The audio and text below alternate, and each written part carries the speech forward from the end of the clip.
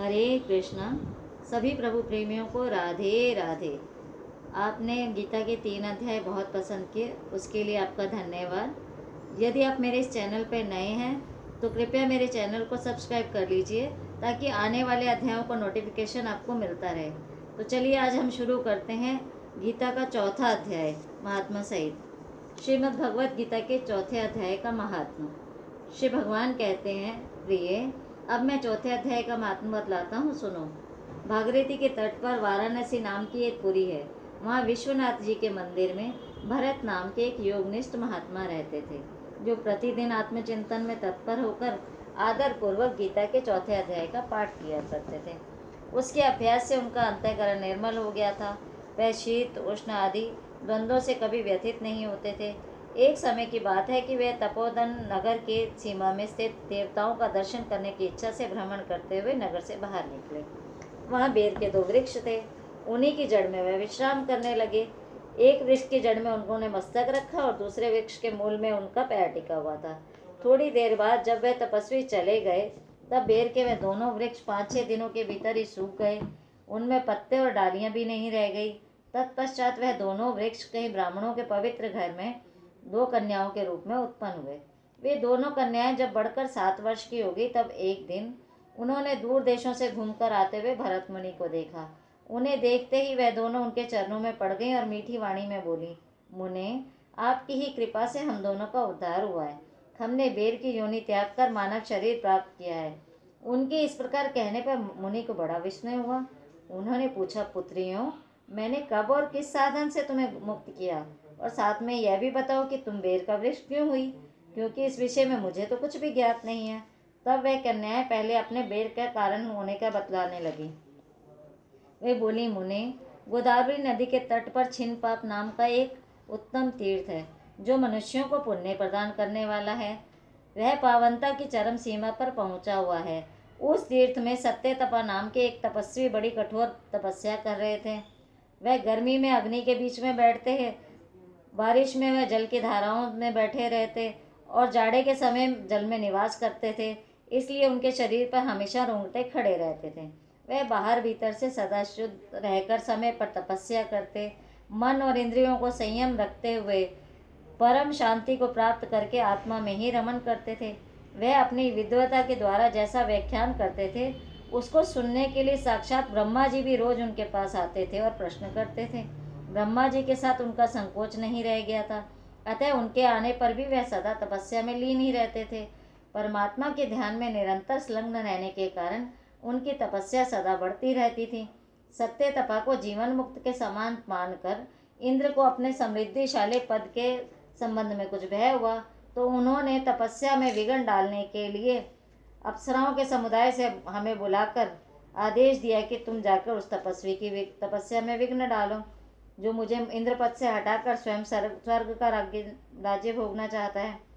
इंद्र का यह आदेश पाकर हम दोनों उसके सामने से चलकर गोदावरी के तीर पर जहाँ मुनि तपस्या करते थे आई। वहाँ मंद और गंभीर स्वर में बजते हुए मृदंग और मधुर वेणुनाद के साथ हम दोनों ने अन्य अप्सराओं सहित मधुर स्वर में गाना आरंभ किया। इतना ही नहीं, उन योगी महात्मा को वश में करने के लिए हम लोग स्वर ताल के साथ नृत्य भी करने लगी। बीच बीच में जरा सा आंचल खिसकने पर उन्हें हमारी छाती दिख जाती थी। इन दोनों की उन्मत्त गति काम भाव का उद्दीपन करने वाली थी, किंतु उसने उन निर्विकार चित्त वाले महात्मा के मन में क्रोध का संचार कर दिया और उन्होंने हाथ में जल छोड़कर हमें क्रोध पूर्वक श्राप दिया, अरे तुम दोनों गंगा नदी के किनारे बेर का वृक्ष हो जाओ। यह सुनकर हम लोगों ने बड़ी विनय के साथ कहा, महात्मन, हम दोनों पराधीन थी, अतः हमारे द्वारा जो भी दुष्कर्म बन गया है उसके लिए हमें क्षमा करें। यूँ कहकर हमने मुनि को प्रसन्न कर लिया। तब उन पवित्र चित्त वाले मुनि ने हमारे शापोद्धार की अवधि निश्चित करते हुए कहा, भरत मुनि के आने तक ही तुम पर यह शाप लागू रहेगा। उसके बाद तुम लोगों का मृत्यु लोक में जन्म होगा और पूर्व जन्म की स्मृति बनी रहेगी। मुनि, जिस समय हम दोनों बेर के वृक्ष के रूप में खड़े थे उस समय आपने आकर हमारे समीप चौथे अध्याय का जप किया और जिससे हमारा उद्धार हो गया, अतः हम आपको प्रणाम करते हैं। आपने केवल शाप से ही नहीं, इस भयानक संसार से भी गीता के 4th अध्याय के पाठ द्वारा हमें मुक्त कर दिया। श्री भगवान कहते हैं, उन दोनों के इस प्रकार कहने पर मुनि बहुत ही प्रसन्न हुए और उनसे पूजित होकर विदा लेकर जैसे आए थे वैसे ही चले गए। और वह कन्याएं भी बड़े आदर के साथ प्रतिदिन गीता के चौथे अध्याय का पाठ करने लगी, जिससे उनका उद्धार हो गया। श्री कृष्ण गोविंद हरे मुरारे, हे नाथ नारायण वासुदेव। श्री कृष्ण गोविंद हरे मुरारे, हे नाथ नारायण वासुदेव। श्री कृष्ण गोविंद हरे मुरारे, हे नाथ नारायण वासुदेव। ओम श्री परमात्मने नमः। चौथा अध्याय। इसके उपरांत श्री कृष्ण महाराज बोले, हे अर्जुन, मैंने इस अविनाशी योग को कल्प के आदि में सूर्य को कहा था, और सूर्य ने अपने पुत्र मनु के प्रति कहा, और मनु ने अपने पुत्र राजा इक्ष्वाकु के प्रति कहा। इस प्रकार परंपरा से प्राप्त हुए इस योग को राज ऋषियों ने जाना। किंतु हे अर्जुन, यह योग बहुत काल से इस पृथ्वी से लोप हो गया है। वह पुरातन योग अब मैंने तेरे लिए वर्णन किया है, क्योंकि तू मेरा भक्त है और प्रिय सखा है, इसलिए। तथा यह योग बहुत उत्तम और रहस्य अर्थात अति मर्म का विषय है। इस प्रकार भगवान श्री कृष्ण महाराज के वचन सुनकर अर्जुन ने पूछा, हे भगवान, आपका जन्म तो अभी हुआ है और सूर्य का जन्म तो बहुत पुराना है, इसलिए आपने इस योग को कल्प के आदि में सूर्य से कहा था, ये मैं कैसे जानूं? इस पर श्री कृष्ण भगवान बोले, हे अर्जुन, मेरे और तेरे बहुत से जन्म हो चुके हैं, परंतु हे परम तप, तू उन सब को नहीं जानता और मैं जानता हूँ। मेरा जन्म प्राकृतिक मनुष्यों के सदृश नहीं होता है। मैं अविनाशी स्वरूप अजन्मा होने पर भी तथा सब भूत प्राणियों का ईश्वर होने पर भी अपनी प्रकृति को अधीन करके योग माया से प्रकट होता हूँ। हे भारत, जब जब धर्म की हानि और अधर्म की वृद्धि होती है, तब तब ही मैं अपने रूप को रचता हूँ अर्थात प्रकट करता हूँ, क्योंकि साधु पुरुषों का उद्धार करने के लिए और दूषित कर्म करने वालों का नाश करने के लिए तथा धर्म स्थापना करने के लिए युग युग में मैं प्रकट होता हूँ। इसलिए हे अर्जुन, मेरा वह जन्म और कर्म दिव्य है अर्थात अलौकिक है। इस प्रकार जो पुरुष तत्व से जानता है, वह शरीर को त्याग कर फिर जन्म को प्राप्त नहीं होता, वह मुझ में ही समा जाता है। हे अर्जुन, पहले भी राग भय क्रोध से रहित अनन्य भाव से मेरे में स्थिति वाले मेरे शरण हुए बहुत से पुरुष ज्ञान रूप तप से पवित्र होकर मेरे ही स्वरूप को प्राप्त हो चुके हैं। क्योंकि हे अर्जुन, जो मेरे को जैसे भजते हैं, मैं भी उनको वैसे ही भजता हूँ। इस रहस्य को जानकर ही बुद्धिमान मनुष्य गण सब प्रकार से मेरे मार्ग के अनुसार बरतते हैं। जो मेरे को तत्व से नहीं जानते हैं, वह पुरुष इस मनुष्य लोक में कर्मों के फल को चाहते हुए देवताओं को पूजते हैं, और उनके कर्मों से उत्पन्न हुई सिद्धि भी शीघ्र ही होती है, परंतु उनको मेरी प्राप्ति नहीं होती। इसलिए तू मेरे को ही सब प्रकार से भज। हे अर्जुन, गुण और कर्मों के विभाग से ब्राह्मण, क्षत्रिय, वैश्य और शूद्र मेरे द्वारा रचे गए हैं। उनके कर्ता को भी मुझ अविनाशी परमेश्वर को तू अकर्ता ही जान, क्योंकि कर्मों के फल में मेरी स्पृहा नहीं है, इसलिए मेरे को कर्म लेपायमान नहीं करते। इस प्रकार जो मेरे को तत्व से जानता है, वह भी कर्मों में नहीं बंधता, तथा पहले होने वाले मुमुक्षु पुरुषों द्वारा भी इस प्रकार जानकर ही कर्म किया गया है। इससे तू भी पूर्वजों द्वारा सदा ही किए हुए कर्म को ही कर। परंतु कर्म क्या है और अकर्म क्या है, ऐसे इस विषय में बुद्धिमान पुरुष भी मोहित होते हैं। इसलिए मैं वह कर्म अर्थात कर्मों का तत्व तेरे लिए अच्छी प्रकार कहूँगा, जिससे तू जानकर अशुभ अर्थात संसार बंधन से छूट जाएगा। कर्म का स्वरूप भी जानना चाहिए और अकर्म का स्वरूप भी जानना चाहिए, तथा निषिद्ध कर्म का स्वरूप भी जानना चाहिए, क्योंकि कर्म की गति गहन है। जो पुरुष कर्म में अर्थात अहंकार रहित की हुई संपूर्ण चेष्टाओं में अकर्म अर्थात वास्तव में उनका ना होना पना देखे, और जो पुरुष अकर्म में अर्थात अज्ञानी पुरुष द्वारा किए हुए संपूर्ण क्रियाओं के त्याग में भी कर्म को अर्थात त्याग रूप क्रिया को ही देखे, वह पुरुष मनुष्यों में बुद्धिमान है और वह योगी संपूर्ण कर्मों का करने वाला है। हे अर्जुन, जिसके संपूर्ण कार्य कामना और संकल्प से रहित हैं, ऐसे उस ज्ञान रूप अग्नि द्वारा भस्म किए हुए कर्मों वाले पुरुष को ज्ञानी जन भी पंडित कहते हैं। जो पुरुष संसारिक आश्रय से रहित सदा परमानंद परमात्मा में तृप्त है, वह कर्मों के फल और संग अर्थात कर्तव्य अभिमान को त्याग कर कर्म में अच्छी प्रकार बरतता हुआ भी कुछ नहीं करता है।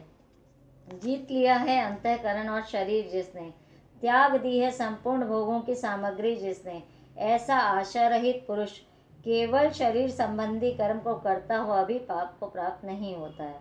अपने आप जो कुछ भी आकर प्राप्त हो जाता है उसमें ही संतुष्ट रहने वाला, हर्ष शोक आदि द्वंद्वों से अतीत हुआ, मत्सरा अर्थात ईर्ष्या से रहित, सिद्धि और असिद्धि में समत्व भाव वाला पुरुष कर्मों को करके भी ना तो बंधता है, क्योंकि आसक्ति से रहित ज्ञान में स्थित हुए चित्त वाले यज्ञ के लिए आचरण करते हुए मुक्त पुरुष के संपूर्ण कर्म नष्ट हो जाते हैं। उन यज्ञ के लिए आचरण करने वाले पुरुषों में से कोई तो इस भाव से यज्ञ करते हैं कि अर्पण अर्थात श्रुवादिक भी ब्रह्म है, और हवि अर्थात हवन करने योग्य द्रव्य भी ब्रह्म है, और ब्रह्मरूप अग्नि में ब्रह्मरूप कर्ता के द्वारा जो हवन किया जाता है वह भी ब्रह्म ही है। इसलिए ब्रह्मरूप कर्म में समाधिस्थ हुए उस पुरुष द्वारा जो प्राप्त करने योग्य है वह भी ब्रह्म ही है, और दूसरे योगी जन देवताओं के पूजन रूप यज्ञ को ही अच्छी प्रकार उपासते हैं अर्थात करते हैं, और दूसरे ज्ञानी जन परब्रह्म परमात्मा रूप अग्नि में यज्ञ के द्वारा ही यज्ञ को हवन करते हैं। अन्य योगी जन श्रोत्रादिक सब इंद्रियों को संयम अर्थात स्वाधीनता रूप अग्नि में हवन करते हैं, अर्थात इंद्रियों को विषयों से रोककर अपने वश में कर लेते हैं, और दूसरे योगी लोग शब्दादिक विषयों को इंद्रिय रूप अग्नि में हवन करते हैं, अर्थात राग द्वेष रहित इंद्रियों द्वारा विषयों को ग्रहण करते हुए भी भस्म रूप करते हैं। दूसरे योगी जन संपूर्ण इंद्रियों की चेष्टाओं को तथा प्राणों के व्यापार को ज्ञान से प्रकाशित हुई परमात्मा में स्थिति रूप योगाग्नि में हवन करते हैं। दूसरे कई पुरुष ईश्वर अर्पण बुद्धि से ज्ञान के द्वारा सर्वव्यापी लोक सेवा में द्रव्य लगाने वाले हैं। वैसे ही कई पुरुष स्वधर्म पालन रूप तप यज्ञ को करने वाले हैं, और कई अष्टांग योग रूप यज्ञ को करने वाले हैं। दूसरे अहिंसा आदि तीक्ष्ण व्रतों से युक्त यत्नशील पुरुष भगवान के नाम का जप और भगवत प्राप्ति विषयक शास्त्रों का अध्ययन रूप ज्ञान यज्ञ के करने वाले हैं। दूसरे योगी जन अपान वायु में प्राण वायु को हवन करते हैं। वैसे ही अन्य योगी जन प्राण वायु में अपान वायु को हवन करते हैं, तथा अन्य योगी जन प्राण और अपान की गति को रोककर प्राणायाम के परायण होते हैं। दूसरे नियमित आहार करने वाले योगी जन प्राणों को प्राणों में ही हवन करते हैं। इस प्रकार यज्ञों द्वारा नाश हो गया है पाप जिनका, ऐसे ही यह सब पुरुष यज्ञों को जानने वाले हैं। हे कुरुश्रेष्ठ अर्जुन, यज्ञों के परिणाम रूप ज्ञानामृत को भोगने वाले योगी जन सनातन परब्रह्म परमात्मा को ही प्राप्त होते हैं, और यज्ञ रहित पुरुष को यह मनुष्य लोक का भी सुखदायक नहीं है, फिर परलोक कैसे सुखदायक होगा। ऐसे बहुत प्रकार के यज्ञ वेद की वाणी में विस्तार किए गए हैं।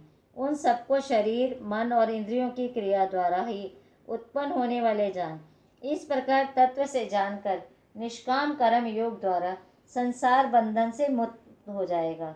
हे अर्जुन, सांसारिक वस्तुओं से सिद्ध होने वाले यज्ञ से ज्ञान रूप यज्ञ सब प्रकार श्रेष्ठ है, क्योंकि हे पार्थ, संपूर्ण यावन मात्र कर्म ज्ञान में शेष होते हैं, अर्थात ज्ञान उनकी पराकाष्ठा है। इसलिए तत्व को जानने वाले ज्ञानी पुरुष से भली प्रकार दंडवत प्रणाम तथा सेवा और निष्कपट भाव से किए हुए प्रश्न द्वारा उस ज्ञान को जान। वे मर्म को जानने वाले ज्ञानी जन तुझे उस ज्ञान का उपदेश करेंगे, जिसको जानकर तू फिर इस प्रकार मोह को प्राप्त नहीं होगा। और हे अर्जुन, जिस ज्ञान के द्वारा सर्वव्यापी अनंत चेतन रूप हुआ अपने अंतर्गत समष्टि बुद्धि के आधार संपूर्ण भूतों को देखेगा, उसके उपरांत मेरे में अर्थात सच्चिदानंद स्वरूप में एक ही भाव हुआ सच्चिदानंद में ही देखेगा। यदि तू सब पापियों से भी अधिक पाप करने वाला है तो भी ज्ञान रूप नौका द्वारा निस्संदेह संपूर्ण पापों को अच्छी प्रकार तर जाएगा। हे अर्जुन, जैसे प्रज्वलित अग्नि ईंधन को भस्म में कर देता है, वैसे ही ज्ञान रूप अग्नि संपूर्ण कर्मों को भस्म में कर देता है। इसलिए संसार में ज्ञान के समान पवित्र करने वाला निस्संदेह कुछ भी नहीं है। उस ज्ञान को कितने ही काल से अपने आप समत्व बुद्धि रूप योग के द्वारा अच्छी प्रकार शुद्ध अंतःकरण हुआ पुरुष आत्मा में अनुभव करता है। हे अर्जुन, जितेंद्रिय तत्पर हुआ श्रद्धावान पुरुष ज्ञान को प्राप्त होता है। ज्ञान को प्राप्त होकर तत्क्षण भगवत प्राप्ति रूप परम शांति को प्राप्त हो जाता है। हे अर्जुन, भगवत विषय को न जानने वाला तथा श्रद्धा रहित और संशय युक्त पुरुष परमार्थ से भ्रष्ट हो जाता है। उनमें भी संशय युक्त पुरुष के लिए ना तो सुख है, ना ही यह लोक है, ना ही परलोक है, अर्थात इस लोक और परलोक दोनों ही उसके लिए भ्रष्ट हो जाते हैं। हे धनंजय, समत्व बुद्धि रूप योग द्वारा भगवत अर्पण कर दिए हैं संपूर्ण कर्म जिसने, और ज्ञान द्वारा नष्ट हो गए हैं सब संशय जिसके, ऐसे परमात्मा परायण पुरुष को कर्म नहीं बांधते हैं। इससे हे भरतवंशी अर्जुन, तो समत्व बुद्धि रूप योग में स्थित हो और अज्ञान से उत्पन्न हुए हृदय में स्थित इस अपने संशय को ज्ञान रूप तलवार द्वारा छेदन करके युद्ध के लिए खड़ा हो जा। इति श्रीमद् भगवद गीता उपनिषद एवं ब्रह्म विद्या तथा योग शास्त्र विषय श्री कृष्ण और अर्जुन के संवाद में ज्ञान कर्म संन्यास योग नामक चौथा अध्याय समाप्त। श्री कृष्ण गोविंद हरे मुरारे, हे नाथ नारायण वासुदेव। श्री कृष्ण गोविंद हरे मुरारे, हे नाथ नारायण वासुदेव। श्री कृष्ण गोविंद हरे मुरारे, हे नाथ नारायण